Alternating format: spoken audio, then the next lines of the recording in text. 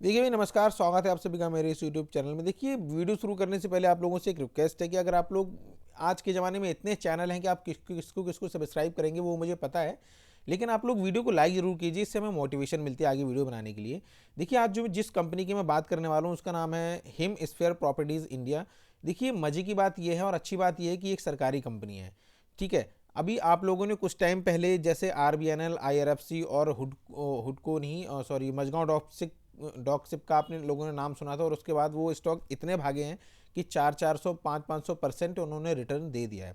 तो ऐसे ही ये भी कंपनी है, इसका नाम चर्चा में आने लगा है, काफ़ी सारे चैनल्स और काफ़ी सारे टॉक्स में ये कंपनी का नाम आने लगा है। और मैं भी पिछले एक महीने से देख रहा हूँ ना कि ये टॉप गेनर्स की लिस्ट में और टॉप 10 जो बॉट टुडेज स्टॉक है उस लिस्ट में ये आने लगा है ये स्टॉक, ठीक है।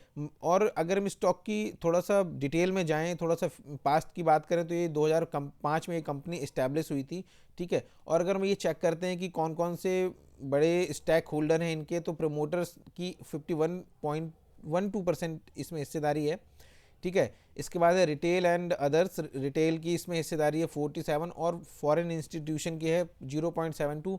देखिए ये जो म्यूचुअल फंड्स है ना, अगर सबसे बड़ी बात ये होती है कि जिस कंपनी में म्यूचुअल फंड्स ने इन्वेस्ट करना शुरू कर दिया है, समझ लीजिए कि उन्होंने कुछ ऐसे फंडामेंटल्स उस कंपनी के देखे हैं कि वो लोग उसमें इन्वेस्ट करने लगे हैं, ठीक है। तो दिसंबर 2022 में अगर आप लोग देखेंगे तो दिसंबर 2022 में ये देखिए म्यूचुअल फंड्स यहाँ पर कोई नहीं है, जीरो है, ठीक है। मार्च 2023 में भी म्यूचुअल फंड्स नहीं है, जून 2023 में भी नहीं है, लेकिन सितंबर 2023 में यहाँ पर म्यूचुअल फंड ने इसमें इन्वेस्ट कर दिया है। 0.03% इन्होंने इन्वेस्टमेंट कर दिया है म्यूचुअल फंड्स ने।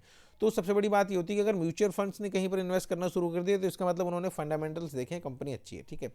सरकारी कंपनी है, अगर इसकी प्रॉफिट देखते हैं तो देखिए सबसे अच्छी बात है कि इसका पी जीरो है अभी, और ये कंपनी अभी लॉस मेकिंग कंपनी है, यानी कि इसने अभी प्रॉफिट नहीं किया, लॉस में ही है ये कंपनी।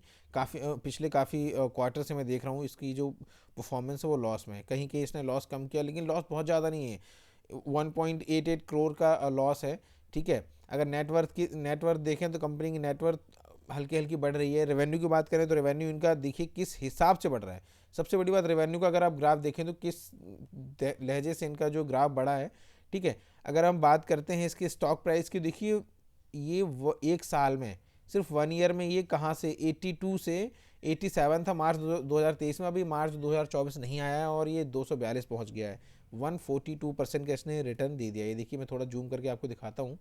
142% का इसने रिटर्न दे दिया एक साल में। एक महीने में ये अगर बात करें तो 40% 44% का इसने रिटर्न दे दिया है। तो जाहिर सी बात है कंपनी अच्छी अब काम करने लगी, इसीलिए इसका प्राइस बढ़ रहा है, ठीक है। टेक्निकल अच्छे हैं और काफ़ी सारे चैनल्स या फिर बोलें तो उन्होंने भी इसको बाय करने के लिए अब राय दी है, लेकिन आपको इसमें एक साथ पैसा नहीं लगाना है, थोड़ा थोड़ा करके पैसा लगाना है। अभी इसका ROE नेगेटिव है, EPS नेगेटिव है, लेकिन देखिए जो आपको मल्टी वगैरह स्टॉक मिलते हैं या फिर जो ऐसे स्टॉक जो आपको पैसा बहुत जल्दी डबल करने वाले या फिर बढ़ाने वाले हैं, वो स्टॉक इसी तरह के होते हैं कि जो जिनका भी बहुत महंगे नहीं है, बहुत सस्ते वैल्यूएशन पे हैं।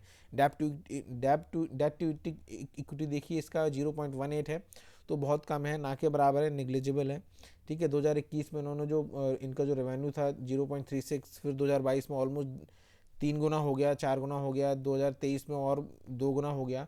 तो देखिए इनका जो रेवेन्यू वो बराबर बढ़ रहा है, प्रॉफिट में थोड़ा सा टेंशन है इनको, लेकिन आगे कंपनी अच्छी करेगी, सरकारी कंपनी है। देखिए BSNL जो कंपनी थी ना, मजे की बात यह है कि जो BSNL कंपनी जब बिकी थी, उस कंपनी का जो भी पैसा आया था वो इसमें ही इन्वेस्ट करा गया था, ये हिमस्फीयर प्रॉपर्टीज़ में, क्योंकि ये भी एक सरकारी कंपनी है। तो BSNL का जितना भी स्टेक था, जितना भी उसका रेवेन्यू था, प्रॉफिट था, जो भी पैसा उससे मिला था उसके बेचने के बाद, तो सब इस कंपनी में इन्वेस्ट करा गया। और इन्होंने अभी लैंड भी खरीदी हाल ही में। देखिए अगर मैं बोलूँ कि ये अगले 2 साल में ये 500 रुपये या फिर उससे ज़्यादा भी हो जाए ना, तो कोई बड़ी बात नहीं है, क्योंकि इसकी जो वैल्यूशन है ना बहुत सस्ती है। ये स्टॉक 500 के आसपास होना चाहिए अब इसकी जो मार्केट वैल्यू और इसका जो काम है इस टाइम पे चल रहा प्रॉपर्टीज़ का, उसके हिसाब से। तो आगे आने वाले टाइम में ये ज़रूर आगे जाएगा, और मैं भी इसमें इन्वेस्ट करूँगा, थोड़ा बहुत थोड़ा थोड़ा करके इन्वेस्ट करूँगा, SIP करूँगा, हर महीने 2000 4000 जब भी नीचे जाएगा तब लूँगा, तो एक्यूमुलेट करूँगा और ये अच्छा खासा रिटर्न दे के जाएगा। तो ये वीडियो थी, अगर अच्छी लगे तो लाइक कीजिए, share and comment. Thank you, tata, bye bye.